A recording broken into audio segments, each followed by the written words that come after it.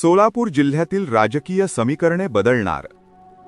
राज्याची सत्ता समीकरणे अजित पवारांच्या निधनानंतर बदलणार असल्याची चिन्हे आहेत. याच पार्श्वभूमीवर सोलापूरमधील राजकारणात देखील भविष्यकाळात अनेक फेरबदल झालेले दिसतील. राजकारण पूर्ण बदललेले दिसेल असा कयास बांधला जात आहे. सोलापूर जिल्ह्याने नेहमीच पवार कुटुंबियांवर निस्सीम प्रेम केले, पण हे पवार कुटुंब फुटल्यानंतर जिल्ह्यातील राजकारणाची घडी देखील विस्कटलेली दिसत होती. पण लोकसभा विधानसभा निवडणुकीनंतर पवार कुटुंबीय एकत्रित येण्याची चिन्हे वाटू लागल्याने सोलापूर जिल्ह्याच्या राजकीय वातावरणात चैतन्याची लाट निर्माण झाली होती. अगदी शरद पवारांच्या सोलापूर जिल्ह्यातील खासदार आमदारांनी उपमुख्यमंत्री अजित पवार यांची भेट घेत जिल्हा परिषद पंचायत समिती निवडणुकीमध्ये एकत्रित लढण्याचा निर्धार केला होता. अर्थात दोन्ही राष्ट्रवादी सोलापूर जिल्ह्याच्या राजकीय पटलावर जणू एकच झाल्या होत्या. अशातच उपमुख्यमंत्री अजित पवारांच्या दुःखद निधनाने सोलापूर जिल्ह्यावर शोककळा पसरली. नेते मंडळीसह संपूर्ण सोलापूर जिल्हा अक्षरशः हादरून गेला. सोलापूर जिल्ह्याच्या राजकारणात समाजकारणात अजित पवारांचे योगदान मोलाचे होते. अनेकांना त्यांनी आधार दिला होता. अनेक नेते या ठिकाणी त्यांनी घडवले होते. त्यामुळे खूप मोठा आधारवड गेल्याची भावना जिल्ह्याची झाली आहे.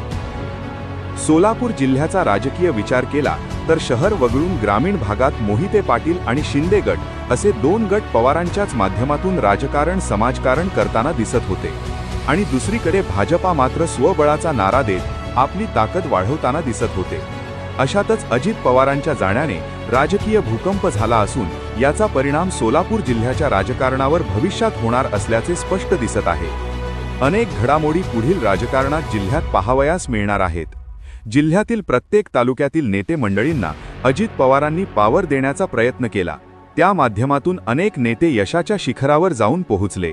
भाजपाच्या विरोधात जरी ग्रामीण भागातील जनतेची मानसिकता असली तरी सत्तेमध्ये अजित पवार असल्याने जिल्ह्याला एक आधाराची भावना होती. भाजपाची ब्लॅकमेलिंग डिप्लोमसी आणि त्या माध्यमातून हतबल झालेले काही नेते मंडळी हताश आणि निराशा असले तरी अजित पवार सत्तेत असल्याने जिल्ह्याला एक खूप मोठा पर्याय होता. मात्र अजित पवारांच्या जाण्याने अनेक नेते मंडळी द्विधा अवस्थेत सापडल्याचे सध्या चित्र आहे. भविष्यात भाजपाने हीच संधी समजून आपल्या सत्तेच्या पॉवरचा वापर केला तर भाजपाची ताकद आणखी वाढू शकते. दुसरीकडे पवारांच्या ऋणातून उत्तराई होण्याच्या दृष्टीने जिल्ह्यामध्ये अधिकृतरित्या राष्ट्रवादी काँग्रेस पक्ष एकत्रित झाला तर अनेक राजकीय समीकरणे नव्याने उदयास येतील असे चित्र आहे. अजित पवारांच्या जाण्याने सोलापूर जिल्ह्याचे राजकारण पूर्वीसारखे राहणार नाही हे नक्की. येणारा काळ हा राजकीय पुनर्मांडणीचा, संधी व संकटांचा आणि निर्णायक निर्णयांचा असणार आहे, आणि त्या प्रत्येक घडामोडीकडे राज्याचे लक्ष असणार आहे.